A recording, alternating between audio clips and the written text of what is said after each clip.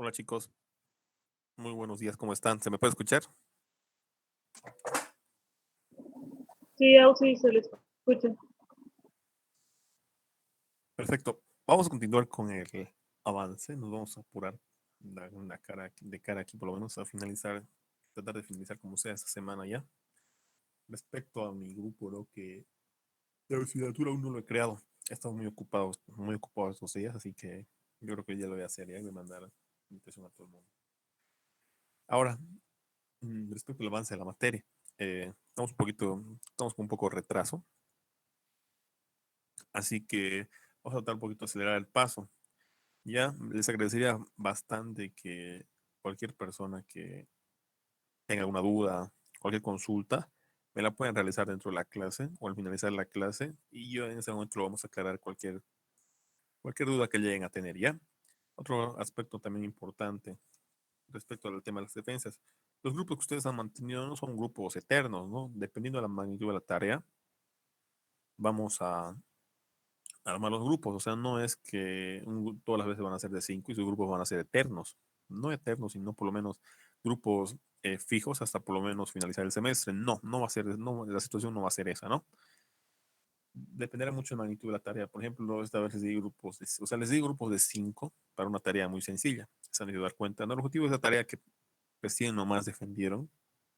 Creo que a un grupo le falta defender, que lo van a hacer hoy día, pero el objetivo de esa tarea básicamente solamente es observar cómo estamos observar si por lo menos están captando el 20% el 20% de lo que yo les expliqué, que me refiero con el 20%, ese 20% que les expliqué de un resumen del cual yo les expliqué, no porque no he hecho todo a detalle.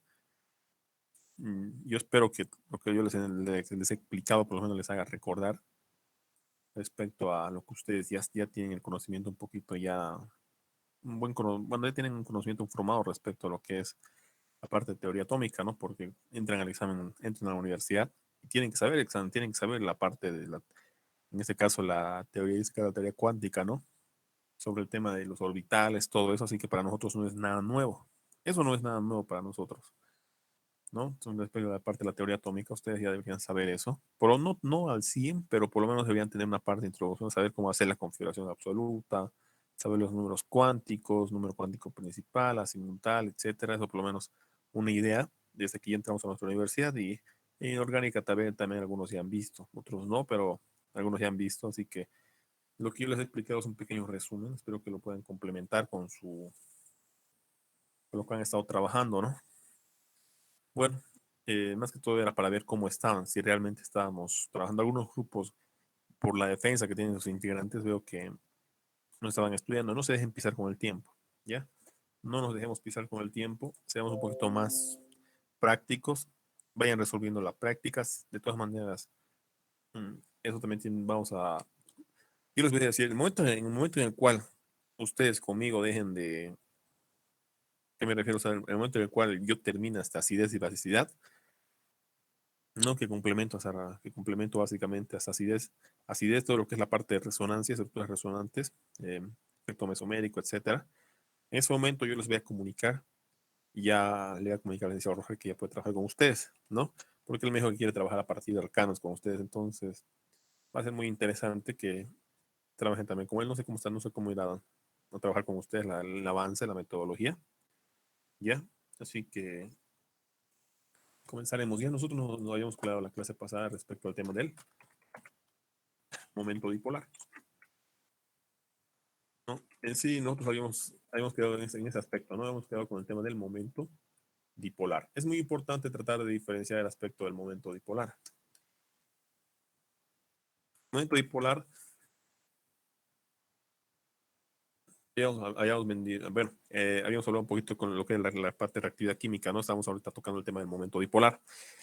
Para poder determinar el momento dipolar, es esencial que yo pueda determinar, en este caso, ¿no? Porque el momento dipolar es la carga, en este caso por la distancia, es esencial que yo pueda tener valores, en este caso de carga, que son valores que puedo encontrarlos en tablas, y poder determinar la distancia en función al radio molecular de cada átomo, ¿ya? Ahora, para poder también establecer el momento dipolar, yo necesito tener un extremo positivo, tanto un extremo negativo. Ya, una vez yo presente el extremo positivo y negativo, que lo simbolizo por cargas parciales, yo automáticamente voy a poder definir todo lo que es el momento dipolar. Básicamente es una magnitud vectorial lo que estamos tocando en este punto, ¿no? Y para poder definir eso, nosotros habíamos hablado también de otro término muy interesante, que era la parte de electronegatividad, ¿no? Habíamos definido todo lo que era la parte de la electronegatividad. Les agradecería bastante en el momento de que alguna persona no me entienda, que me diga, aun si no he entendido ese punto, qué significa esto, qué pasa a la otra situación, yo con todo el gusto del mundo les voy a explicar, ¿no? La finalidad es que todos puedan entenderme y que podamos llegar de la mejor manera a dar su primer parcial. Ahora, a partir de aquí es muy importante que cualquier concepto que no entiendan ustedes me digan, ¿ya? El momento dipolar básicamente se simboliza por esta ecuación, que ahí les había explicado que se simbolizaba como nu y indicaba carga por la distancia, ¿no? Las unidades del momento dipolar, si no me equivoco, son los Davis.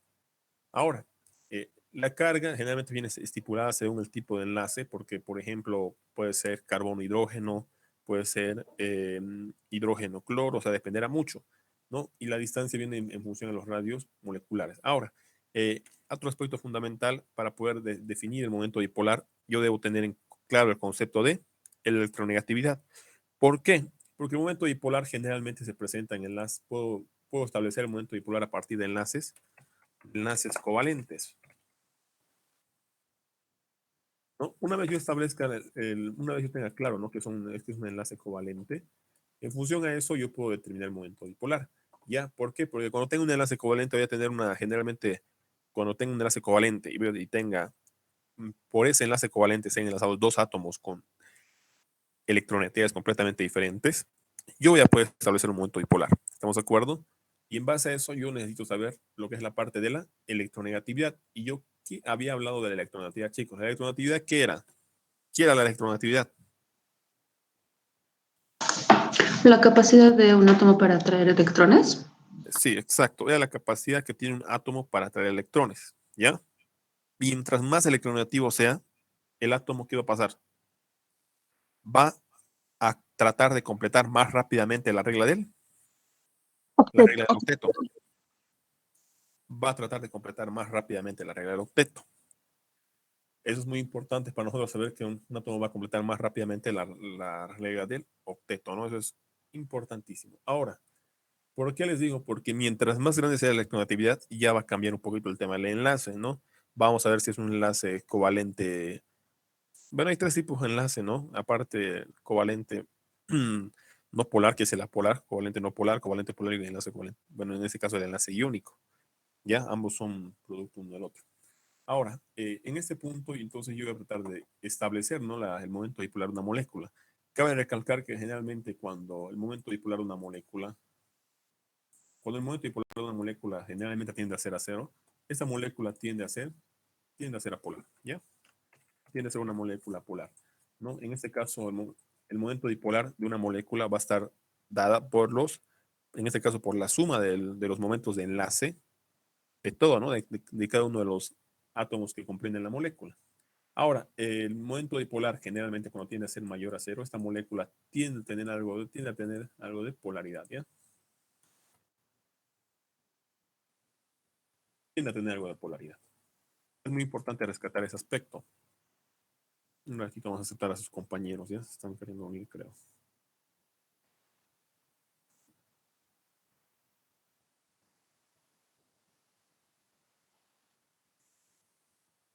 Habíamos quedado que de todas maneras era hasta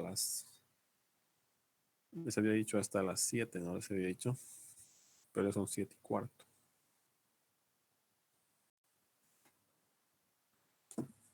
Ya, no importa, pero ya, vamos a continuar entonces. Vamos a trabajar con el tema del momento dipolar perdón, con el tema del momento dipolar. Para poder definir el momento dipolar, yo necesito primeramente establecer dos polos, un polo positivo y un polo negativo. Es importante, ¿no?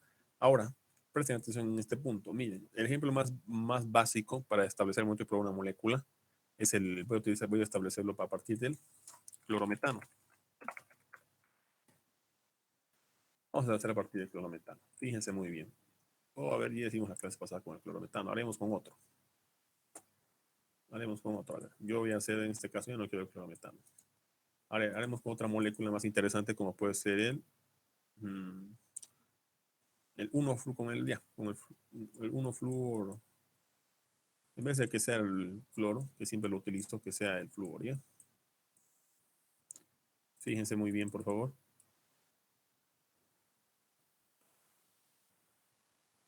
Por ejemplo, esa molécula, ¿ya? Ya, para poder establecer en este caso los momentos dipolares, yo necesito, ¿no? Primeramente, saber la electronegatividad. Es importante definir cuál es el átomo más electronegativo y cuál es el menos electronegativo, ¿no? El momento dipolar básicamente me va a establecer en qué sentido se desplaza toda la polaridad de la molécula y yo voy a saber al 100% su reactividad, ¿ya? El poder establecer básicamente el momento dipolar me va a brindar información importante. ¿Por qué? Porque yo voy a establecer el momento dipolar a partir de él. Yo voy a establecer la polaridad de la molécula a partir de qué? A partir del momento dipolar, ¿ya? Y nuevamente, yo establezco la reactividad de una molécula a partir del momento dipolar. ¿Y en qué me sirve a mí básicamente establecer, ¿no? El tema de la reactividad de una molécula? Me va a servir mucho. ¿En qué sentido? En el sentido de que yo voy a poder saber en qué punto una molécula va a tener, en qué punto la molécula va a ser más ácida, va a ser menos ácida, en qué punto la molécula va a poder sufrir una reacción donde un grupo se va a salir, va a entrar. Ya es importante por eso establecer la reactividad de una molécula. ¿Ya? Eso me tiene que quedar muy claro. Por ejemplo, el oxígeno, perdón, estoy con el flúor, ¿no? Por ejemplo, en esta molécula, ¿no? En este que es el 1-fluormetano, vamos a establecer los momentos dipolares para cada uno de los enlaces que se encuentran. Presten atención todos, por favor. Como yo les había mencionado, les había mencionado, chicos, que al átomo más electronegativo se le asigna carga parcial negativa, ¿ya?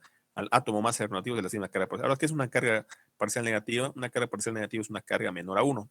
Esta carga me va a poder diferenciar los átomos más electronegativos de los menos electronegativos. ¿Estamos de acuerdo? Ahora, continuaremos, por favor. Yo les pregunto a ustedes, ¿cuál es el átomo más electronegativo de esta molécula? El flúor. Flúor. El flúor, por lo tanto, al flúor le pongo carga parcial negativa. A los otros átomos que son los menos electronegativos se los simboliza carga parcial positiva, carga parcial positiva, carga parcial positiva. Y se los simboliza con esta flecha que va a significar un vector. Ustedes pueden observar que básicamente los vectores se desplazan en una sola dirección.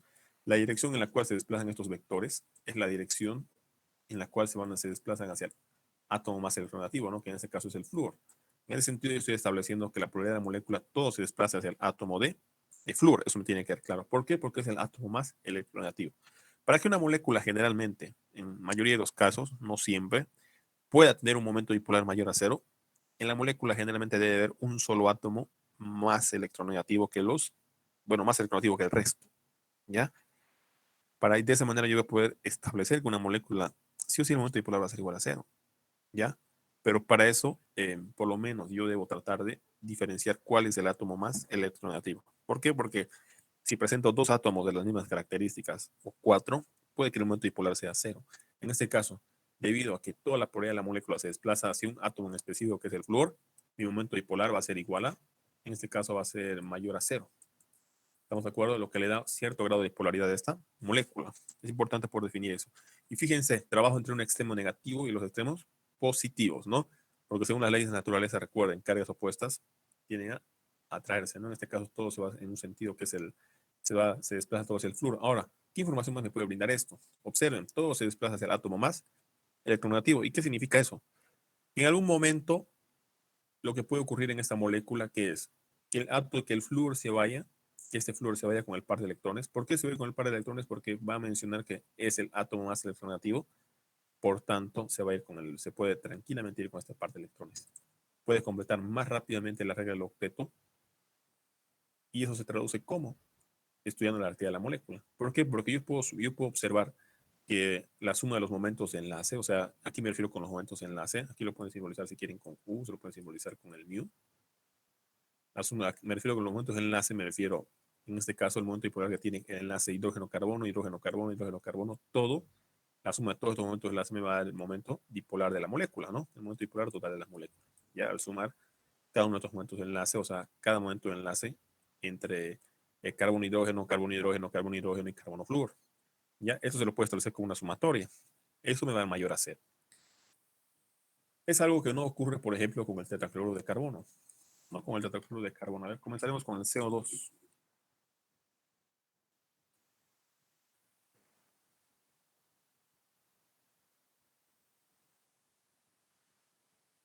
Con el dióxido de carbono. Fíjense con el dióxido de carbono. En este caso, ustedes tienen una particularidad muy interesante. ¿Qué se pueden dar cuenta? Que yo tengo en una sola molécula, tengo dos átomos con la misma electronegatividad. Hasta aquí, bueno, ¿se ha entendido este punto, por favor? Sí, Auxi. Sí, Auxi. ¿Será que se ha entendido, chicos? A ver, vamos a ver quiénes más están en la llamada. Fernando Zurita aquí, ¿se ha entendido? Fernando debe estar durmiendo, lo iba a dejar encendido su micrófono, ¿no? Se iba a conectar y a dormir, dijo, ¿no? Otra persona, a ver, los demás habrán entendido o no. Sí, Auxi, ¿se entendió? Sí, Auxi. Perfecto. Entonces continuamos. Pueden observar muy bien, aquí tengo el dióxido de carbono. A diferencia de esta molécula, la primera molécula que hemos analizado, que es, si le vamos a poner el nombre ya, que es otro aspecto que me he dado cuenta, que estamos teniendo déficit en la parte de nomenclatura, ¿no? Eso me di cuenta también en el tema de su trabajo cuando les pregunté. Fíjense, es el 1-fluor.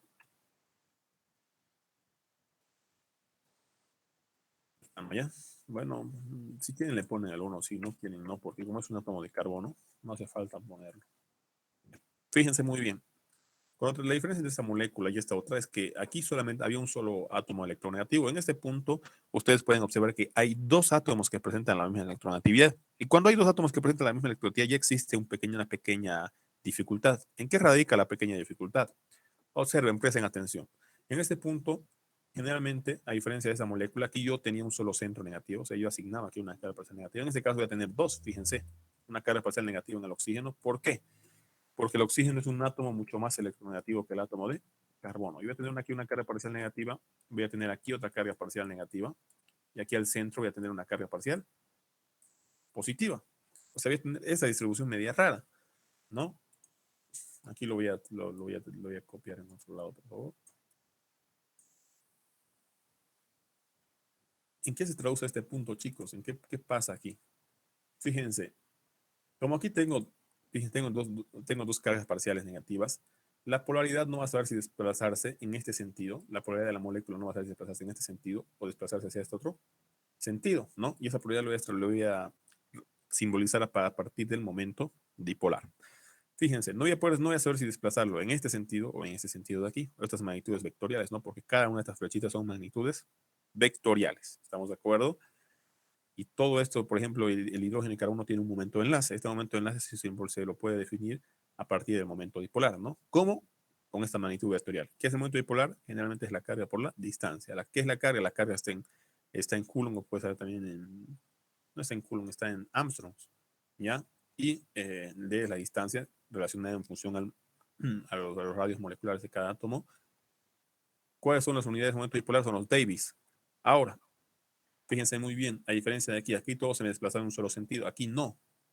Como tengo dos átomos con la misma electronegatividad, ¿qué va a pasar? En algún punto, la reactividad, toda la polaridad de la molécula, no se va a saber si desplazarse hacia este átomo de oxígeno, que le vamos a poner átomo de oxígeno 1, va a ser átomo de oxígeno número 2. No van a saber en qué punto desplazar. De tal manera que en algún punto este oxígeno aquí va a manifestar, no va a indicar que todo se me desplace hacia mi sentido. Perfecto. ¿No? Este oxígeno va a decir que toda la polaridad, todo se desplaza hacia mi sentido, va a indicar, ¿no? Entonces, ¿qué va a pasar? Todo se va a tratar de desplazar hacia la derecha. Del oxígeno va a tratar de mandar a la derecha. Y en algún otro punto, este átomo de oxígeno, ¿qué va a indicar? Va a indicar que todo se desplace hacia el sentido de él, o sea, hacia el sentido izquierdo. Entonces, el vector va a tratar de desplazarse hacia el sentido izquierdo. ¿Y qué va a pasar? ¿Qué va a pasar, chicos, en ese sentido? Fíjense, cuando ocurra esto, ¿qué es lo que pasa? El momento dipolar, básicamente el vector del oxígeno 1 con el vector del oxígeno 2, ¿qué es lo que va a pasar? Van a irse en sentidos opuestos. ¿Por qué? Porque en algún momento ese átomo de oxígeno va a querer que toda la polaridad se desplace hacia su sentido, hacia el sentido izquierdo, por eso lo pongo hacia ese sentido, y este oxígeno va a pasar lo mismo, va a querer que toda la polaridad y todo el momento de enlace que refiere a eso entre oxígeno y carbono se desplaza hacia su sentido. Entonces, ¿qué va a pasar en ese punto? En ese punto lo que va a pasar es que los vectores van a ir en sentido contrarios. ¿Y qué pasa, chicos? Suma de vectores en sentidos opuestos, ¿cuánto da? 0. Exacto, da Claro. 0. Da 0. En ese punto el momento dipolar del dióxido de carbono se vuelve 0. ¿No? Se vuelve 0. Se vuelve 0. Por ejemplo, generalmente el dióxido de esta estructura se va a encontrar, ¿no? Por ejemplo, el dióxido de carbono se encuentra en estado gaseoso, ¿no? Se encuentra en estado gaseoso. Una de las funciones por la cual se encuentra en estado gaseoso es, ¿no? Lo explica las fuerzas intermoleculares. En este caso, una de las fuerzas intermoleculares muy interesante es la de dispersión del London, ¿no? Después está, bueno, que es casi similar, es el ion dipolo inducido. El ion dipolo inducido me establece, ¿no? Por qué esta molécula se encuentra en estado gaseoso. No voy a entrar muy a detalle en eso, ¿no? Por el tema del tiempo. Entonces se les explico a detalle, ¿no? Pero bueno. ¿Ha quedado claro por qué 0?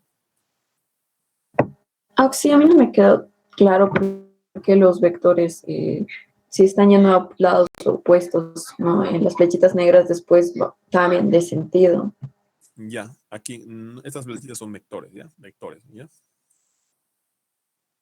Estas flechitas de aquí son vectores, ¿ya, chicos? Ya, presten atención aquí. Fíjense. ¿Por qué? Observen muy bien la primera molécula, ya para que me puedan entender. Observen muy bien la primera molécula. En la primera molécula, yo básicamente puedo observar que todo se desplaza hacia un solo átomo, que es el átomo más electronegativo. Pero en el dióxido de carbono, ¿qué es lo que pasa? Yo tengo dos átomos que presentan la misma electronegatividad. En este caso, esos dos átomos que presentan la misma electronegatividad, ¿qué son? Son los átomos más electronegativos. ¿Estamos de acuerdo hasta ahí? Sí, ¿Estamos de acuerdo hasta ahí? Sí, Tengo dos átomos que presentan la misma electronegatividad y son los más electronegativos.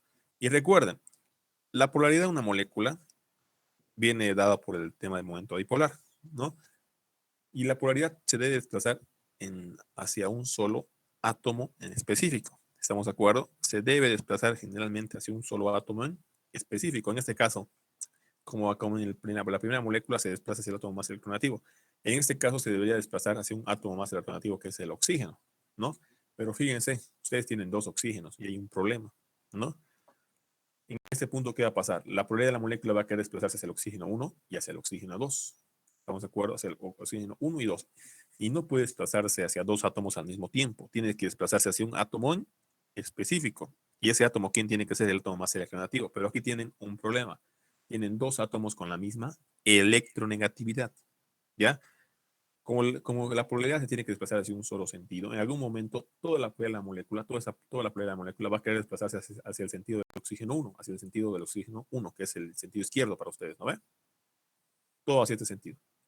Pero en algún otro instante, este oxígeno número 2 va a indicar, no, yo también tengo la misma electronegatividad, así que quiero que se desplace toda la polaridad hacia mi sentido. Entonces, se va a desplazar todo hacia el sentido derecho. Va a venir otro vector. El otro vector se va a querer irse hacia el otro sentido. Y en ese punto, ¿qué va a pasar? Los vectores van a chocar y el momento dipolar va a dar igual a 0. ¿Estamos de acuerdo? ¿Por qué? Porque la polaridad, todo se debe desplazar hacia un solo átomo. En este caso, el átomo tiene que ser el más electronegativo. Pero aquí hay dos. Hay un oxígeno aquí y otro oxígeno aquí. En un momento, ¿qué va a pasar? Toda la polaridad se va a querer desplazar hacia el oxígeno 1. Ahí, ¿qué va a pasar? Todos los vectores se van a querer desplazar hacia el sentido izquierdo, hacia el sentido del oxígeno 1, como ocurre aquí. Aquí todo se desplaza hacia el flúor. Aquí también va a querer desplazarse todo hacia el oxígeno 1. Pero ¿qué va a pasar? Tienen otro átomo que tiene la misma electronegatividad. Este átomo va a manifestar en algún otro momento que yo tengo la misma electronegatividad, entonces que también todo se desplace hacia su sentido. Pero en ese punto, ¿qué va a pasar? El otro vector va a querer desplazarse hacia el otro sentido. ¿Qué va a pasar?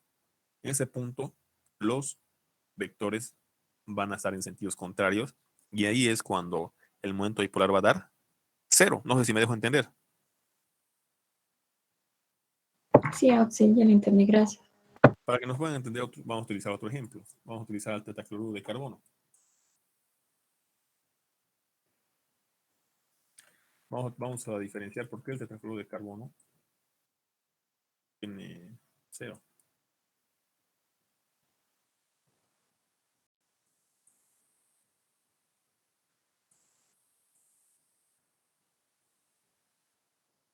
Fíjense, para trabajar con otro ejemplo, aquí tengo el tetracloruro de carbono, ¿ya? También el tetracloruro de carbono tiene un momento dipolar igual a 0. Vamos a establecer por qué tiene un momento dipolar igual a 0. Fíjense, como el cloro es el átomo más electronegativo, todo se puede desplazar hacia el átomo de cloro.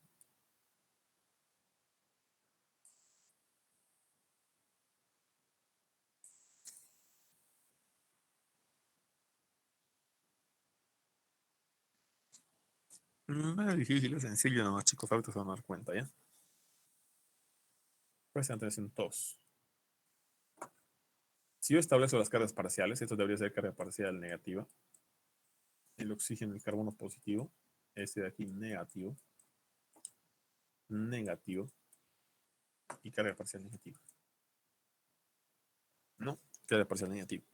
Ahora, en este punto, esta carga parcial negativa, fíjense, tengo 4 átomos que presentan la misma electronegatividad. Tengo 4.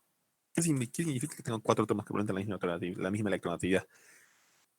A diferencia de la primera molécula, no tengo hacia dónde se me desplace toda la polaridad de la molécula. O sea, no tengo hacia un átomo específico al cual se me desplace toda la polaridad de la molécula, ¿no? ¿Por qué? Porque tengo 4 con la misma electronegatividad y eso también se constituye en una dificultad. Presten atención, ¿cómo se constituye la dificultad aquí?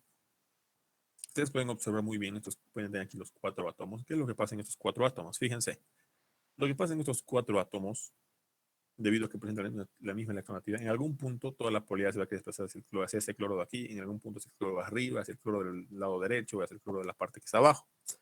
¿Estamos de acuerdo? Pero ¿qué es lo que puede pasar? Aquí es simple, ¿no? En algún momento, generalmente, al igual que en este caso, fíjense, el vector del átomo que se encuentra que estoy simbolizando aquí, que se encuentra a la izquierda, tranquilamente en algún momento se va a anular con el vector del átomo que se encuentra a la derecha, o el átomo que se encuentra en la parte de abajo en algún momento se va a anular con el vector que se encuentra del átomo en la parte de arriba. ¿Ya? O también puede ser de esta manera. En algún momento el vector que se encuentra en la parte izquierda se puede anular con el vector que está en la parte de arriba, o el vector que se encuentra en la parte derecha se puede anular con el vector que se encuentra en la parte de abajo. ¿Estamos de acuerdo? ¿Por qué ocurre eso generalmente? ¿No? ¿Por qué ocurre eso? Porque todos los átomos, como son átomos que presentan la misma electronegatividad, van a querer desplazar todos los vectores en una sola dirección. O sea, como aquí, por ejemplo, aquí todos se van en una sola dirección. ¿Hacia dónde? Hacia el átomo más electronegativo. Aquí pasaba lo mismo. Todos se querían desplazar hacia una sola dirección, hacia la dirección del oxígeno 2 o hacia la dirección del oxígeno 1. ¿No? Y ahí es donde pasaba este problema, que los vectores se iban en sentidos opuestos y daba 0. Pero aquí va a pasar también lo mismo. ¿Qué es lo que generalmente pasa? Que en algún punto, lo voy a dejar más abajito. Eso les tiene que quedar claro, ¿no? Porque yo más adelante, principalmente cuando ya haga reacciones, yo les voy a poner cargas parciales negativas y positivas, ¿no? Eso me tiene que quedar clarísimo. Fíjense. Fíjense en este punto. Miren.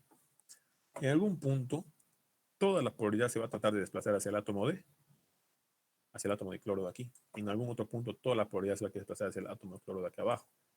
O hacia el otro átomo de cloro de aquí que se encuentra en la parte izquierda o en la parte de arriba, lo mismo que ocurrió en esta molécula, ¿no? ¿Por qué va a ocurrir eso? Esa polarización tan rara, debido a que estos 4 presentan la misma electronegatividad. Por tanto, va a querer que todo se desplace o bien hacia el átomo que se encuentra en la parte izquierda o hacia el que se encuentra en la parte de arriba, derecha o el que está abajo. En ese punto va a haber un problema con la parte de los vectores. Va a haber un pequeño problema, ¿no? En ese punto va a haber un pequeño problemita. Básicamente voy a tener este vector se va a anular con este. Fíjense muy bien. El del cloro 1 se va a anular con el del cloro 2. Estoy haciendo un poquito feo mi dibujo, van a disculpar. O en el del cloro 3 se va a anular con el del cloro 4. O sea, voy a tener suma en sentidos opuestos. Ahí me va a dar 0. No sé si me dejo entender. Sí, Oxy. Sí. Pero vamos a ver si están atentos. Yo les voy a preguntar. Vamos a ver si están despiertos, chicos. Algunos están ustedes aquí sufriendo y algunos deben estar ahí desayunando al mismo tiempo. A ver, vamos con Vilca Patiño y Andrés. Vilca. Presente, sí. Presente, Auxi. Dime cuáles son las unidades del momento dipolar. A ver, De momento bipolar. ¿cuáles son las unidades del momento dipolar? Eh, o, con un metro. No, les había dicho que era Davis. La carga, Eh, la carga se encuentra en coulombs y la distancia se encuentra en Armstrongs. entonces, Davis. Yo no he entrado para ese momento, Auxi. Mientras estabas durmiendo. No, yo le estaba solicitando harto rato y recién me dejó entrar a eso de las 7:15. Y ahí está, ya no te preocupes. Continuaremos, ¿ya? A ver, por 5 puntos. Ustedes díganme si el momento dipolar de esa molécula es igual a 0 o mayor a 0. Y me van a justificar por qué.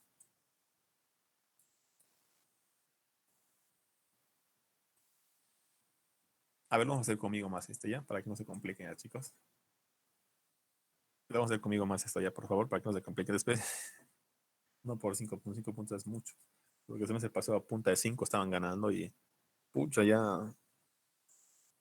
Evidentemente, ¿no? Las personas que generalmente son las que más responden son las personas que mejor les va en el examen, ¿no? Eso me di cuenta el semestre pasado, o sea, los que tenían mejor nota son los que tenían puntos extras. Fíjense muy bien, en este punto tengo 3 átomos que presentan la misma electronegatividad, ¿ya? ¿Qué es la electronegatividad? La capacidad que tiene un átomo de tener electrones. En este caso, ¿qué es el momento dipolar? Va a ser básicamente, perdón, ¿qué es el momento de enlace? Va a ser básicamente el momento dipolar, el valor del momento dipolar en el cual yo pueda establecer entre cloro y carbono, ¿a partir de qué? A partir de ese enlace covalente, ¿ya? En sí, ahora, ¿qué es el momento dipolar? El momento de enlace un poquito viene referido con el momento dipolar, ¿no? Pero ¿qué es el momento dipolar? Básicamente es la carga, ¿qué unidades está la carga? Es en coulombs y por la distancia, ¿qué unidades está la distancia en Armstrongs? ¿Ya? Básicamente esa multiplicación me va a dar, en este caso, ¿no? El momento dipolar que está definido entre el extremo positivo, que es del átomo de cloro y el extremo, perdón, el extremo negativo del átomo de cloro y el extremo positivo del carbono. ¿Ya? ¿En qué unidades está la carga del momento dipolar? Está en Davis. Ahora, presten atención a este punto. Fíjense, tengo aquí una carga parcial negativa. Así se escribe Davis, ¿no? Creo que es así. No, así es así. No me acuerdo si era aquí Y, pero aquí Davis, ¿no? Así simboliza, ¿no? Se escribe de esta manera ya. Carga parcial negativa, aquí carga parcial positiva. Hay veces digo, ¿por qué no trabajo con diapositivas? Me facilitaría mucho la vida, ¿no? La verdad no me gusta trabajar con diapositivas. Hay un concepto que yo siempre manejaba, chicos, cuando estaban, en este caso, cuando estaban en materias como ustedes, hace buen rato ya, no buen rato, ¿no? Sino cuando están en materias como ustedes, yo manejaba esto, ¿no? Docente que trabaja con diapositivas es un compañero más, decíamos. No sé ustedes qué dicen. Docente que trabaja con diapositivas es un compañero más. ¿Qué dicen ustedes, chicos? ¿Es verdad o no es verdad? Yo digo que sí, porque algunos docentes solo leen la diapositiva y ahí fue la clase. Sí, la verdad, pero como es virtual es aburrido. La verdad, nomás es aburrido. Como es virtual es aburrido. Como es virtual es aburrido. Tienes mucha razón en ese aspecto, ¿no? Un docente que lee diapositivas es un compañero más. Ya, presten atención a este punto, chicos. A ver, lo que puedo observar en este primer punto, fíjense, va a pasar lo mismo aquí, ¿no? Si quieren, pueden inicialmente simbolizar de esta manera que todo se me desplaza de un solo átomo. En este caso va a ser hacia el átomo de cloro. No va a ser un solo átomo, porque tengo 3 átomos con la misma electronegatividad. Fíjense muy bien. Voy a tener una pequeña dificultad con el oxígeno, con el hidrógeno, perdón, porque el hidrógeno sí va a desplazar su momento de enlace hacia cualquiera de estos 3 átomos. No va a saber a cuál mandar, ¿no? Porque todos tienen la misma cantidad. Pero ¿qué va a pasar aquí? Fíjense. En este caso, yo les menciono, ¿no? Que nosotros, ¿qué sabemos de física? ¿Qué es un vector? ¿No? ¿Qué es en sí es un vector, no es tiene módulo, dirección. Hay un valor más que se me ha ido para el tema del vector. Sabemos desde física 1, ¿no? Para poder definirlo como vector tiene que tener 3 parámetros básicos, ¿no? módulo, dirección y se me ha ido el otro. Sentido.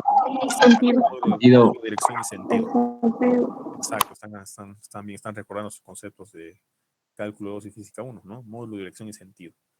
Ahora, fíjense muy bien, o sea que el vector de un hidrógeno va a ser el mismo que el del cloro, ¿no? Eso tiene que quedarme claro, ¿no? El momento dipolar que puede existir entre un átomo de cloro con carbono no puede ser el mismo entre hidrógeno y carbono, o sea, para nada, ¿no? Son átomos completamente diferentes, presentan electronegatividades completamente diferentes. Su número atómico es completamente diferente de cloro e hidrógeno. Cuidado que me digan, oh sí, y el vector del hidrógeno no se va a anular con el del cloro. No, no, eso no ocurre. No, porque hay una práctica muy interesante en el laboratorio de fisicoquímica. Yo hace tiempo era auxiliar del lado de físico.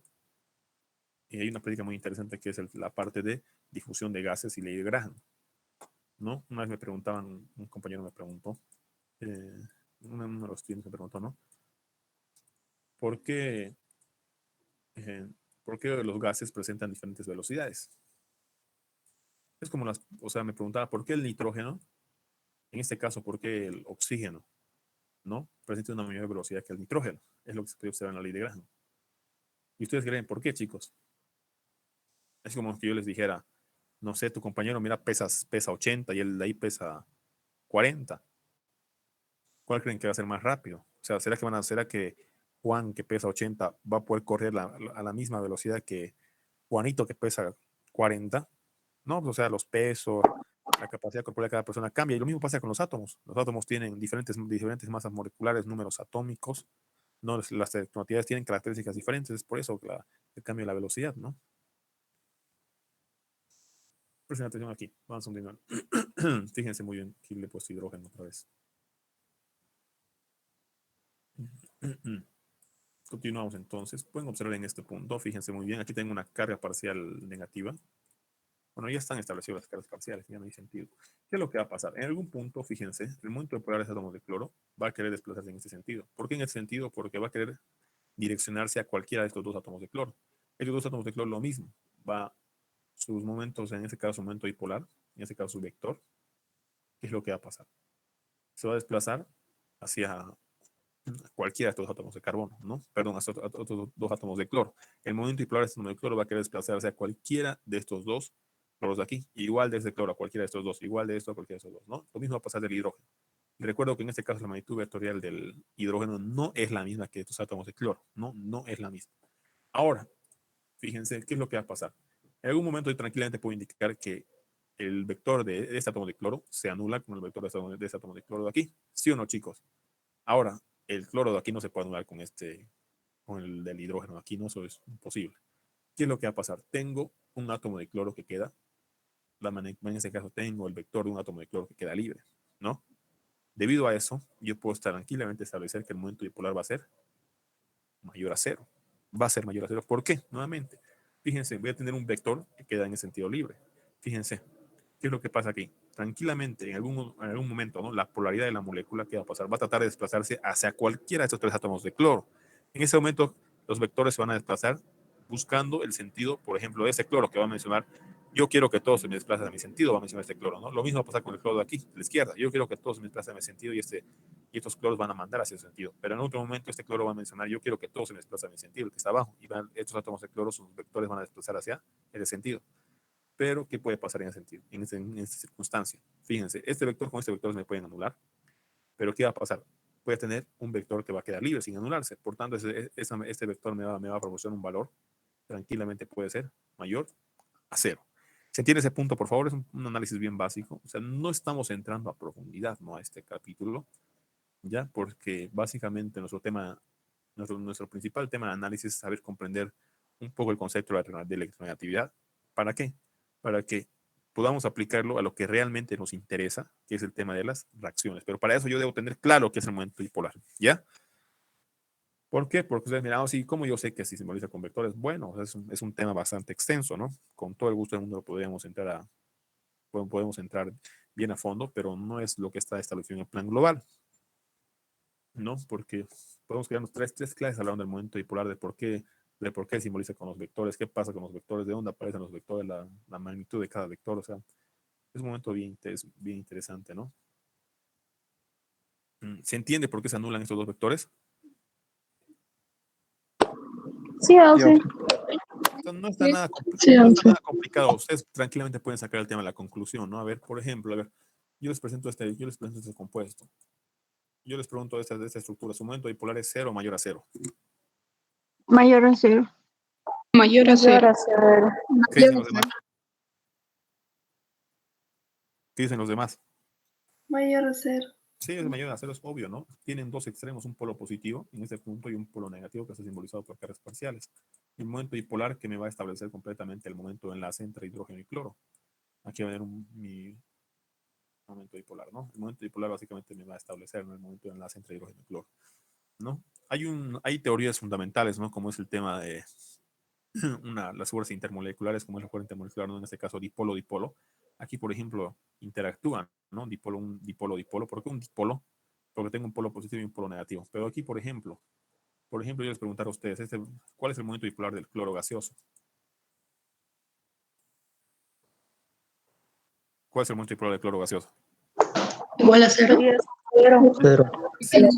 Cero. Es cero, exacto. Igual a cero. Es cero. ¿Por qué? Porque no van a saber hacia dónde se va a expresar la polaridad. Ambos tienen la misma electronegatividad. Y para que estas moléculas, en este caso se encuentran en estado gaseoso, para que esta molécula pueda interactuar con otra, porque generalmente cuando ustedes tienen un líquido, ¿no? Generalmente un líquido, ¿qué es lo que pasa? No siempre, pero en gran parte pasa esto, ¿no? El ácido clorhídrico interactúa con otras moléculas de ácido clorhídrico, pero ¿cómo interactúan? Interactúan a través de los extremos positivos y negativos. Por ejemplo, ese extremo negativo de este ácido clorhídrico tranquilamente puede interactuar con el extremo positivo de otro ácido clorhídrico, ¿no? Puede interactuar con el extremo positivo que va a ser un hidrógeno. Y este extremo positivo tranquilamente puede interactuar con el extremo negativo de otro ácido clorhídrico, ¿no? Ustedes van a poder observar bien así en los libros. En los libros se los presentan así. Les presentan aquí un positivo y aquí un negativo. Este es el ácido clorhídrico, este es el hidrógeno, este es el cloro, ¿no? O sea, estos átomos interactúan de esta manera cuando tienen ustedes una solución de ácido clorhídrico, ¿no? Interactúan de esta manera creando esas fuerzas intermoleculares, esas fuerzas de atracción, porque básicamente las fuerzas intermoleculares son básicamente fuerzas de atracción, ¿no? Y de esa manera se forma un líquido. Pero cuando pasa esto, chicos, cuando pasa en el caso del cloro o del dióxido de carbono, porque no suele pasar mucho con el tetracloro de carbono, se suele encontrar en estado líquido. Cuando pasa esto con el cloro, ¿qué es lo que pasa? El cloro se encuentra en estado gaseoso, ¿pero por qué? Porque en este punto ustedes no tienen no tienen un dipolo como aquí. Aquí lo que tienen que hacer es inducir a que se forme un dipolo. Por eso existe esta fuerza intermolecular, en este caso esta fuerza de atracción que es ion dipolo. ¿Por qué ion dipolo? Ion dipolo inducido. ¿Por qué? Porque en algún momento yo voy a inducir a que uno de estos tenga carga parcial negativa y el otro tenga carga parcial positiva. Por eso se llama ion dipolo inducido. ¿Para qué tiene que ocurrir esto? Para que este átomo de cloro se interactúe con otro dipolo inducido que puede ser otra molécula de cloro. Por ejemplo, aquí le voy a poner negativo. Esto es, ¿por qué se llama ion dipolo? Porque yo voy a inducir por segundos, o sea, por muy poco tiempo, por el lapso de muy poco tiempo voy a hacer esta inducción. Ya por eso se llama ion dipolo inducido. Yo voy a inducir a que en algún momento esto tenga carga parcial positiva y negativa, ¿no? ¿Para qué va a ocurrir esto? ¿Para qué creen que ocurre esto? ¿Cuándo creen que ocurre esto? Cuando yo disminuyo completamente la temperatura. ¿Por qué? Porque a temperatura ambiente el cloro es gaseoso, ¿no? Como yo hago la inducción yo hago la inducción, por eso se llama dipolo inducido, entre dos moléculas de cloro, ¿qué pasa? Generalmente estas fuerzas de atracción son débiles. Son débiles, chicos. ¿Por qué? Porque no tienen polos positivos y negativos. Yo induzco por cierto tiempo. Es por eso que estas moléculas se encuentran en estado gaseoso, porque estas fuerzas de atracción son débiles. Como son débiles, estas moléculas se encuentran en estado gaseoso, o sea, como el dipolo inducido es por segundos, ¿qué es lo que pasa? Ustedes agarran y en algún momento esto se va a separar, esto va a desaparecer. O sea, esto porque ambos tienen la misma electronegatividad, ambos cloros tienen la misma electronegatividad. En algún momento esto va a desaparecer y ¿qué va a pasar? Las moléculas van a estar en estado gaseoso, No, a temperatura ambiente van a estar en estado gaseoso. ¿No? En cambio, esas moléculas, ¿ustedes qué tienen que hacer? ¿Qué hacen para que esas moléculas que están, en este caso, que están en solución a temperatura ambiente, puedan irse a estado gaseoso? ¿Qué hacen, chicos? Proporcionan energía. ¿Energía en forma de qué? En forma de calor. Elevan la temperatura. Al elevar la temperatura, ¿qué pasa? Rompen estos pequeños dipolos que se forman aquí, los rompen, y las moléculas pasan en estado gaseoso, uno a uno. En cambio aquí, sin necesidad de proporcionarle calor nada a esto solito. ¿Por qué? Porque estos dipolos son temporales. Estos dipolos inducidos son temporales, por eso pasan a estado gaseoso. ¿No? Por eso pasan a estado gaseoso. Generalmente también hay otra fuerza interesante de atracción que es fuerza intermolecular, ¿no? Que es el enlace puente hidrógeno. No sé si me dejo entender, por lo menos un vistazo, ¿no? Es importante tratar de comprender ese aspecto. Pero bueno, tal vez mucho no me han entendido, pero ya. No es un tema es un tema amplio nomás, pero no es lo que, no es ahorita netamente nuestra competencia esto, ¿no? Pero hay tres fuerzas intermoleculares, ¿no? Las más características que son dipolo ion, bueno, en este caso un dipolo inducido por la dispersión de London, también está el dipolo-dipolo, y está el famoso, esa interacción fuerte, ¿no? Que es un enlace puente hidrógeno. Enlace puente hidrógeno, ¿quiénes presentan? Moléculas como el agua, pues presentan moléculas como el agua, ¿como quién? Como los alcoholes de cadena corta, como el OH. ¿Quiénes pueden formar enlace puente hidrógeno, chicos? ¿Quiénes se pueden formar? A ver, 3 puntos al que me diga. ¿Quiénes pueden formar enlace puente hidrógeno? ¿Qué moléculas pueden formar enlaces puente hidrógeno? El nitrógeno, el oxígeno. ¿Qué Y el más? flúor. El flúor. Exacto, ¿cuál es su nombre? Gladys Madaí Ramos Ramos. Gladys, ¿qué has dicho? El flúor, el nitrógeno y el oxígeno pueden formar puentes ¿Cuál es su hidrógeno. nombre? Gladys Madaí Ramos Ramos. Perfecto. Exacto, así como tu compañera mencionó. Por ejemplo, aquí he explicado con esa molécula por qué se encuentra en estado gaseoso, porque se forma un dipolo temporal, y este dipolo temporal en algún momento se va a romper, y eso es temperatura ambiente. ¿Por qué? Porque ambos cloros tienen la misma electronegatividad, y si se pone carga parcial negativa es por instantes, y ahí se rompe. Y esto pasa rápidamente a la fase gaseosa a temperatura ambiente. Por eso que el cloro se encuentra en estado gaseoso. Lo mismo pasa con el hidrógeno, con las otras moléculas. En cambio, en esto tal vez se va a encontrar en estado líquido, pero su punto de ebullición también no es tan elevado. No es tan elevado. ¿Por qué? Porque esta fuerza de atracción, yo proporciono calor y rápidamente se rompe. Estas moléculas van a pasar a fase gaseosa y van a tener un punto de ebullición considerable, o sea, no absorbe menos de los 100. Por ejemplo, si ustedes proporcionan el agua puede formar enlaces puente hidrógeno, ¿no? Más que un enlace, es una atracción dipolo-dipolo fuerte, ¿no? Por ejemplo, esta es una atracción, es lo mismo aquí, tiene carga parcial positiva y carga parcial negativa. Carga parcial positiva, todo se desplaza aquí en el sentido del agua, en el sentido del oxígeno. Más que una, ¿cómo les puedo mencionar? Más que un enlace, porque aquí es un enlace covalente, por ejemplo, es un enlace covalente. Pero más que un enlace covalente, pero más que un enlace puente y más que un enlace puente hidrógeno, es una especie de, ¿no? Interacción dipolo-dipolo fuerte, o sea, es una interacción más fuerte que este dipolo que se forma entre estas moléculas, ¿no? ¿Por qué? Porque el extremo positivo por ejemplo, de un hidrógeno, tranquilamente puede venirse con el extremo negativo de otra molécula de agua, ¿no? En este caso, por ejemplo, puede venir otro hidrógeno, ¿no? Y así sucesivamente van la conexión, ¿no? Entonces dirán, oh, sí, pero es similar a lo que se estructura. Sí, es similar, pero a esto se denomina un enlace puente hidrógeno, ¿no? A esto se denomina un enlace puente hidrógeno. Estos enlaces son mucho más fuertes que una interacción común que existe entre, por ejemplo, otras moléculas. ¿Por qué solamente pueden formar enlaces puente hidrógeno el flúor, nitrógeno y oxígeno? Porque si ustedes se fijan en su tabla periódica, fíjense muy bien la tabla periódica, son los átomos más electronegativos. El flúor es uno de los átomos más electronegativos, después le sigue el oxígeno, después le sigue el nitrógeno. Esos tres átomos, debido a su electronegatividad, pueden formar enlaces puente hidrógeno. Y estos enlaces puente hidrógeno son una especie de atracción dipolo-dipolo fuerte, o sea, son la atracción más fuerte. O sea, ¿a qué me refiero? Para que ustedes puedan romper este enlace, ¿qué hacen?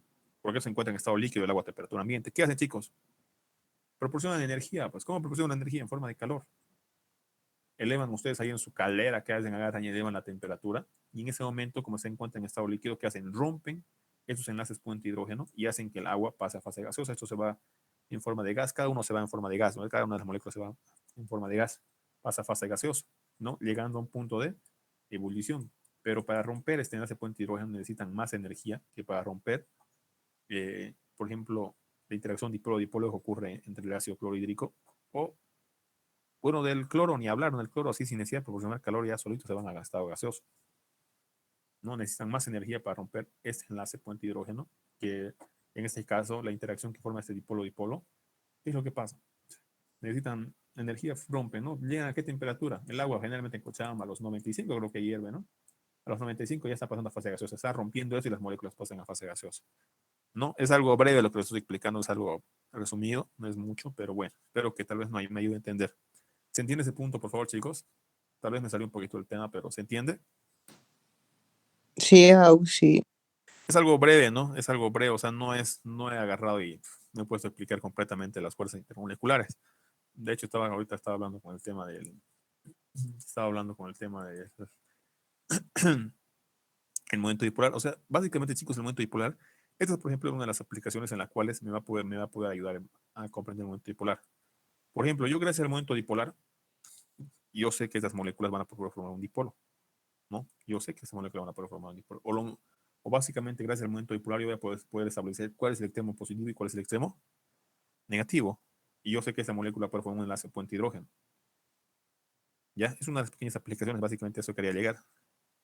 ¿Ya? Entonces vamos a continuar, por favor. ¿Está todo claro hasta ese punto, no, chicos?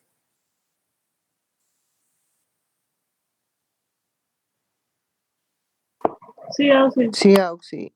Por ejemplo, estas fuerzas intermoleculares me ayudan a explicar algunas propiedades fundamentales de las moléculas, como el tema de solubilidad o el tema de puntos de ebullición, puntos de fusión. Ahora, esperando que quede claro este concepto, está un poquito de eso. Van a disculpar un poquito el tema del desorden. Ya como no tengo ahorita un pulso con la pizarra, van a disculpar. Ya, a ver, vamos a continuar entonces. Ya hemos hablado de la parte del momento dipolar. Vamos a introducirnos rápidamente un nuevo concepto. Y yo espero que ustedes sepan que es un enlace covalente, ¿no? Un enlace covalente, por ejemplo, es un enlace que forma hidrógeno-cloro. Un enlace iónico es un enlace covalente, por ejemplo. ¿No? Un enlace iónico, por ejemplo, ¿quién es? Es que le forma cloruro de sodio. Debido a que existe una tremenda diferencia de electronegatividades, se forma este enlace covalente, este enlace iónico, perdón. ¿No? Y esto su forma es una red cristalina, ¿no? Este es un enlace covalente, ¿no? Por ejemplo, entre carbono, hidrógeno, estos son enlaces covalentes, ¿no? Porque son enlaces covalentes. O sea, yo espero que no les explico mucho esto, porque yo espero que ustedes ya un poquito sepan, ¿no?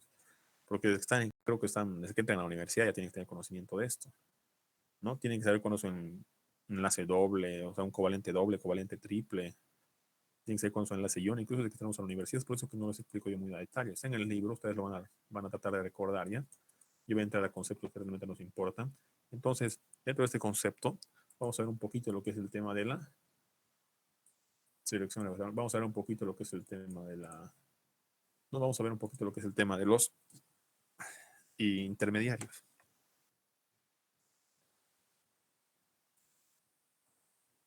Para prestar atención, por favor, a partir de aquí ya se viene lo más feo, ¿ya? Esa parte de los intermediarios, ¿qué son los intermediarios? Son especies altamente reactivas, vamos a establecer aquí ya, son especies altamente reactivas y de vida muy corta. Vamos a hablar el día de hoy de los intermediarios y vamos a establecer la estabilidad de los intermediarios, ¿ya? Son especies altamente reactivas y de vida muy corta, ¿ya? Son producto de una ruptura monolítica o heterolítica. Ahorita vamos a ver qué es una ruptura monolítica o heterolítica también.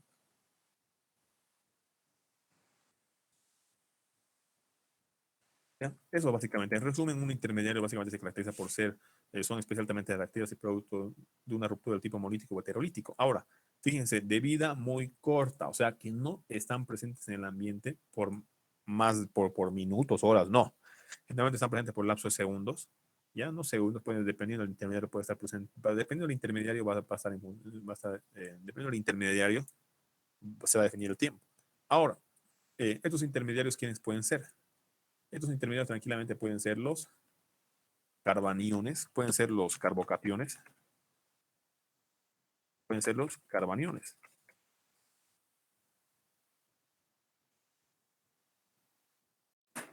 Los carbocationes, ¿en qué se caracterizan? Los carbocationes básicamente se van a caracterizar por tener carga positiva.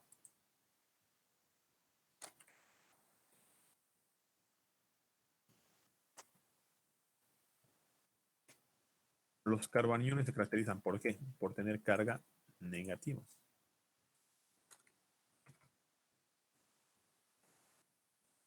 Directamente aquí vamos a introducir el concepto de carga formal también, ya cuando hagamos los carbocationes y los carbaniones.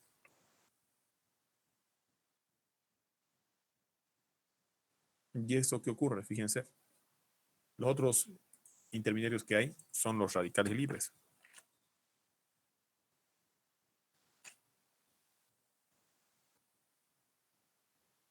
Son los radicales libres. Y estos radicales libres son especies sin carga. Son intermediarios también sin carga. No tienen carga.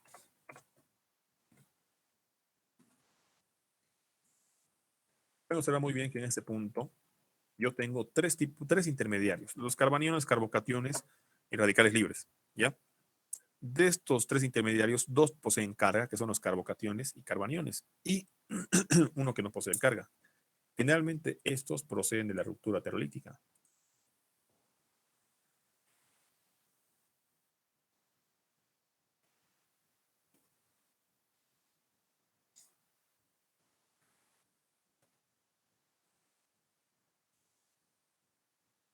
Proceden de una ruptura terolítica y estos proceden de una ruptura molítica.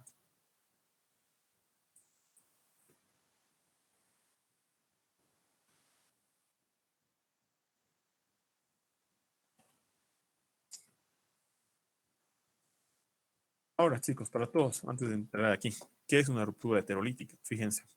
Realmente una ruptura heterolítica es cuando ustedes forman un enlace covalente con otra molécula. Por ejemplo, aquí tengo AB, lo vamos a ilustrar de esta manera. ¿Y qué va a pasar? Se me forma un A positivo más un B negativo. O también puede ocurrir de esta manera. Tienen A y B. Dependiendo la electronegatividad de los átomos, en este caso, porque recuerden, depende mucho de la electronegatividad. ¿Por qué? Porque si B es el más electronegativo, va a ser el que se va a quedar con la carga formal negativa, ¿ya? Es como el ácido clorhídrico, por ejemplo, ¿no? Por ejemplo, el cloro es electronegativo, por tanto el cloro va a tender a quedarse con el par de electrones. Se queda con el par de electrones y se forma esto, ¿no? Pero si ya es más electronegativo, ¿qué pasa? Van a tener esto. Más B positivo. ¿Ya? Una ruptura heterolítica, básicamente, ¿qué es una ruptura heterolítica? Básicamente, una ruptura heterolítica es una ruptura en la cual uno de los átomos, ¿no? Uno de los átomos tiende a quedarse con los electrones. ¿Estamos de acuerdo? ¿Por qué tiende a quedarse con los electrones? Con los electrones porque existe una diferencia de electronegatividades evidente. Y en una ruptura heterolítica siempre se forman cationes. Se forma un cation que tiene carga positiva o se forma un anión que tiene carga negativa. ¿Estamos de acuerdo? Se forma un cation que tiene carga positiva, se forma un anión que tiene carga negativa. Una ruptura heterolítica siempre me da paso a la formación de cationes y aniones. Eso me tiene que quedar claro. ¿Por qué ocurre esa formación en una ruptura heterolítica? Porque dentro del enlace, entre comillas, donde ocurre la ruptura, básicamente hay una diferencia de electronegatividades evidentes. Donde el átomo más electronegativo, en este caso que es B, se queda con la carga negativa. Si fuera A, ocurriría esto. De forma A fuera el anión y B fuera el cation. Cation por carga positiva y anión por carga negativa. Ahora, en una ruptura homolítica, ¿qué ocurre? Ocurre la formación de radicales libres. ¿Cómo ocurre la formación de radicales libres? Ocurre de esta manera. Los radicales libres se caracterizan por ser, a mí realmente ocurre una ruptura, aquí no ocurre tanto una ruptura. Los radicales libres básicamente pueden ser, dependiendo su estructura, no pueden ser estables o inestables, ¿no? Igual lo mismo pasa con esos cationes o aniones, pero fíjense, en un radical libre lo que generalmente ocurre es, en una ruptura de un radical libre, es que generalmente en el enlace covalente que forman, existe, ustedes pueden simbolizar que se encuentra así, ¿no? Una línea, por ejemplo, una línea o enlace de Kekulé, se encuentra así.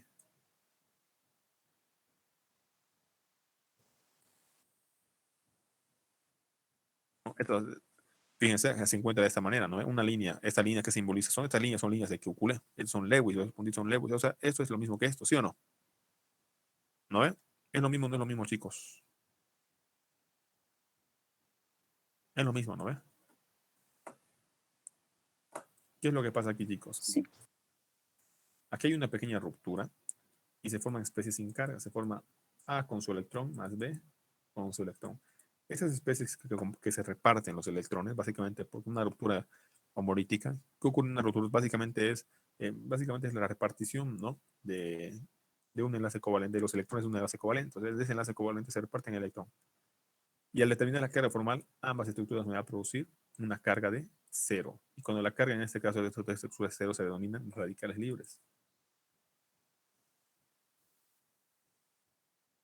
Básicamente, en concreto, una ruptura homolítica me da como productos radicales libres o me da como intermediarios radicales libres. Una ruptura heterolítica me produce, ¿qué me produce una ruptura heterolítica?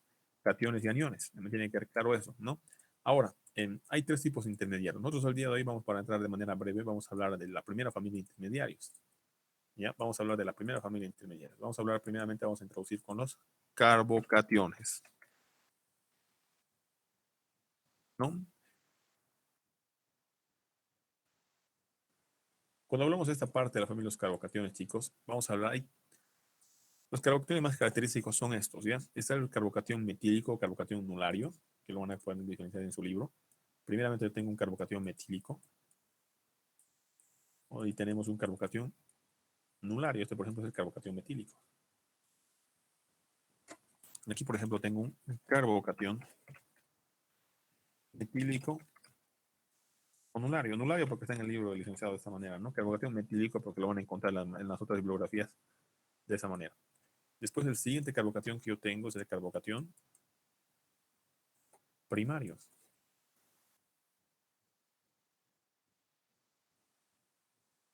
El sábado madrugada vamos a pasar clases, ¿ya? Yo sé que me van a odiar, etcétera, ¿no? Pero lo siento. Es por el tema del retraso ya, chicos. Carbocatión metílico nulario. Aquí yo voy a establecer mi carbocatión primario. Vamos a establecer aquí el carbocatión secundario. Fíjense, por favor. Lo voy a establecer así, lo voy a dejar de manera resumida.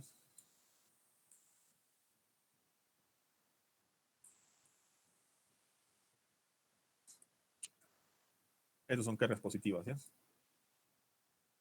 Este es, por ejemplo, un carbocatión secundario. Por favor, cualquier punto que no entiendan aquí en adelante me tienen que decir. Vamos a establecer el carbocatión terciario.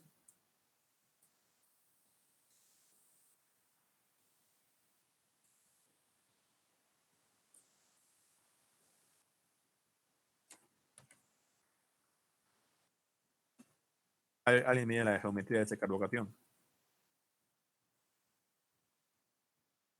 De todos los carbocationes, su geometría del átomo de carbono con carga positiva. Vamos a establecer el carbocatión bencílico.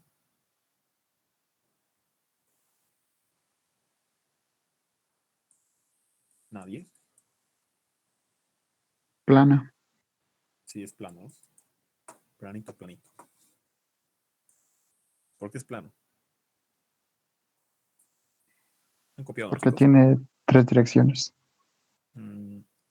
A ver, para que nos quede claro, ustedes no le van a decir eso al licenciado, ¿no? Porque tiene 3 direcciones, le va a hacer espaldas. Lo que ustedes tienen que decir, tienen que ser un poquito más fundamentales, ¿ya? Lo que yo les he dicho era una regla, ¿no?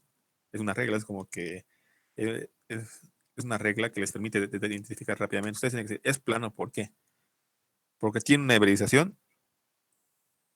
¿Qué hibridación tiene? SP2. Estamos de acuerdo, SP2, ¿ya?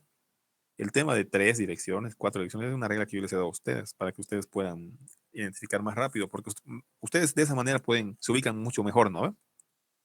Contando las direcciones. ¿Sí o no, chicos?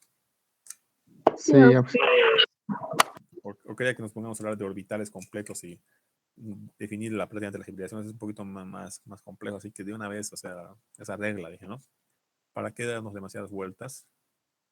¿No? ¿Por qué les digo? Porque su examen de ustedes no va a ser de hibridización, nada por el estilo. Va a ser netamente a partir de ese tema que ya hemos hablado. A partir de aquí pueden entrar ejercicios similares a los que vamos a tocar en este punto de los carbocationes que yo hablaba de la estabilidad. Cuando es estable, estabilidad por estabilización por efecto inductivo, por efecto mesomérico, ¿no? A partir de aquí sí ya se va a definir todo el primer parcial. Básicamente, yo debo saber por qué. ¿Por qué estoy hablando de los intermediarios? ¿Estos intermediarios en qué se producen? Se producen en el transcurso de una reacción química. Por eso yo voy a analizar su estabilidad. Cuando ustedes tienen la reacción de A más B, ¿qué es lo que pasa? Estos dos átomos, ¿qué es lo que van a hacer? Estos átomos tienen electrones. Estos átomos que van a interactuar, ¿no? Van a interactuar. ¿Y cómo van a interactuar? Van a interactuar intercambiando electrones. Y durante esa interacción entre estos átomos que van a intercambiar electrones, etcétera, se le llama mecanismo de reacción. Se llama mecanismo. En ese mecanismo yo qué voy a ver. Voy a ver cómo yo voy a definir, ¿no? En base a los parámetros que yo sé, las reglas que yo sé, básicamente, yo qué voy a definir. Voy a definir cómo estos átomos van a interactuarán intercambiando electrones por estados de transición, energía de activación, todo. Y yo voy a definir eso, y eso se denomina estado de transición. Yo voy a definir cómo estos señores van a interactuar, y en ese estado de transición, ¿qué pasa? En ese estado, en ese mecanismo que me va a permitir ver cómo se van a relacionar el átomo B con el átomo A, se va a formar, en este caso, intermediarios. Se forman intermediarios. Y estudiar esos intermediarios que se forman en el transcurso es importante. ¿Por qué? Porque si el intermediario en este caso es estable, quiere decir que lo que yo estoy haciendo está bien. Pero si mi intermediario es muy inestable, tengo que reformular y tengo que plantearme bien si lo que estoy haciendo está bien o está mal. ¿Por qué? Porque en un mecanismo de reacción siempre se forman los intermediarios más estables. Siempre tratan de formarse los intermediarios más estables. Y si no hay intermediarios más estables, generalmente la formación de estos intermediarios trata de hacerse mínima, ¿no? Y una vez yo vea cómo se pasa este mecanismo en base a la interacción de A y B, yo voy a poder definir mis productos, que en ese caso tal vez será A y B, que sea esto mi producto, por decirles, ¿no? Sea esto mi producto. No es importante que yo, por eso que estamos haciendo los intermediarios. Ya estamos entrando un poquito más adelante, ya estamos ya netamente en la parte de lo que es química orgánica, ¿no? Por eso se llama intermediario, o sea, se forma en el intermedio de una reacción química. Pero para eso yo necesito saber qué tan estable es. Fíjense. Ya, vamos a ver un carbocation metílico y un carbocation secundario, terciario, etcétera, ¿no? La característica fundamental de estos carbocationes es que son carbocationes que presentan una estructura trigonal plana, ¿no? Presentan una estructura trigonal plana. ¿A qué me refiero con esto? Yo voy a analizar, por ejemplo, de ejemplo práctico, vamos a analizar el carbocation nulario, ¿ya? Nulario metílico, ¿ya? Yo lo llamo metílico, pero el licenciado lo llama nulario. Fíjense. Y vamos a trabajar como es su materia, como su materia de. Fíjense. Y como es una estructura trigonal plana, tiene una hibridación sp2. ¿Qué es lo que va a pasar? Va a pasar lo siguiente, ¿no? Aquí yo voy a tener un orbital P adyacente vacío. ¿No? En este orbital, ¿qué pasa? Sí, hay una carga positiva, o sea, faltan electrones, ¿no ven? Faltan electrones. El orbital se encuentra vacío, ¿no? El orbital se encuentra vacío. ¿Estamos de acuerdo? ¿Cómo yo me doy cuenta que el orbital se encuentra vacío? Aquí lo voy a hacer mejor esto.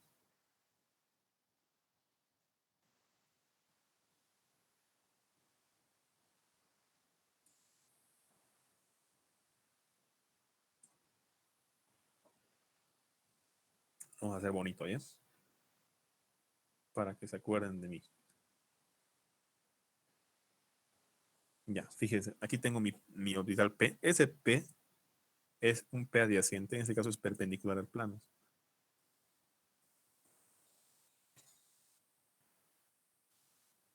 Acuérdense de esta parte, ya acuérdense bien de esta parte, chicos, no acuérdense bien de esta parte.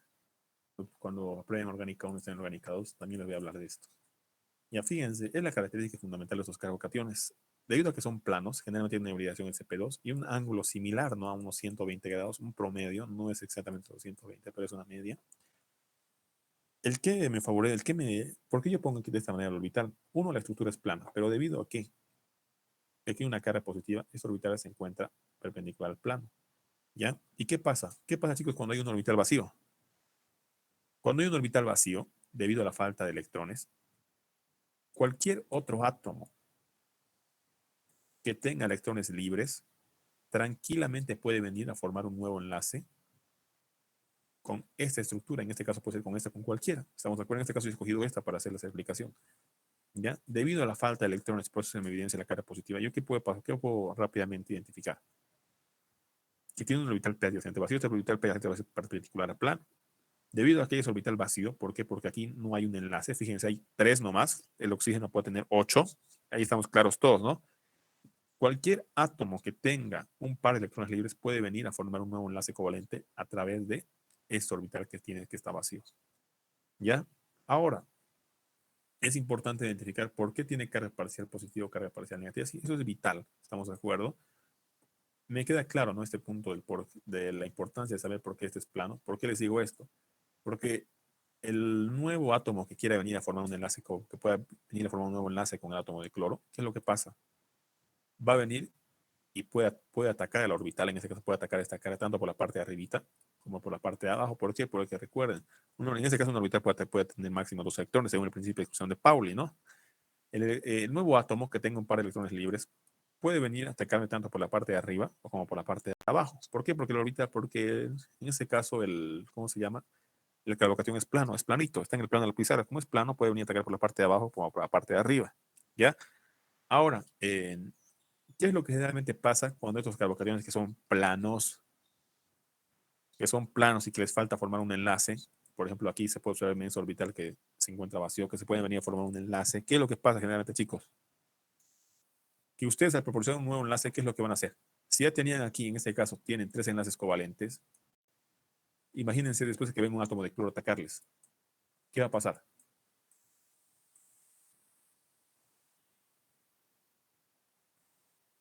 De lo que están con una estructura que tiene hibridación sp2, van a pasar a una estructura que tiene una hibridación sp cubo. ¿Sí o no? ¿Sí o no, chicos? Sí, Oxo. Y yo les pregunto a ustedes, ¿será que una estructura que tiene sp2 es igual a una estructura que tiene una hibridación sp cubo? ¿Será que es igual o diferente? Diferente. Es diferente. Diferente. Fíjense, estos intermediarios me van a ayudar a comprender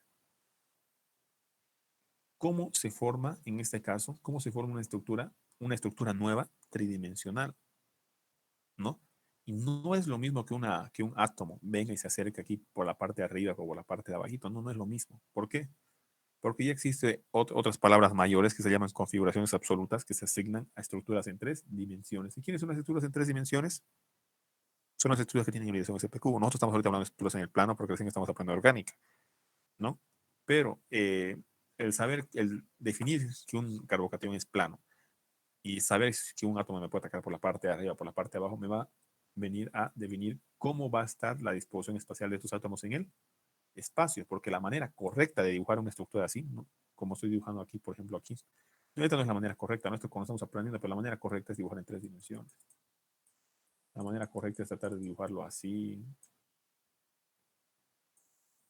¿Por qué? Porque dependiendo cómo sufra el ataque, el carbocatión, que hemos hablado de sus características, que es triagonal plano, tiene una dirección SP2, un ángulo similar a 120, dependiendo cómo se acerque el nuevo átomo, si se acerca por la parte de arriba o por la parte de abajo, me va a venir a direccionar cómo va a estar la distribución espacial de la nueva molécula que va a venir a formarse, ¿no? Y este intermedio de reacción no se forma en el transcurso de una reacción química. O sea, hay una ruptura heterolítica, en esa ruptura heterolítica se forma el carbocatión, y este carbocatión se forma ¿dónde? Durante el mecanismo de reacción, que hasta el momento no estamos hablando, pero ya les estoy mencionando, ¿ya? Si no hay ninguna otra consulta, se pueden retirar, chicos. Estamos con la parte teórica todavía. A ver, antes que se vayan, antes que se vayan, antes que se vayan, antes que se vayan, antes que se vayan. Eso más, ¿ya? Mañana no sé, se van a aburrir, ¿ya? Tal vez quieran irse ustedes. Mañana directo. Quería hablar de las caras formales, pero mañana. Si alguien tiene alguna duda, también habla, si no, se pueden retirar.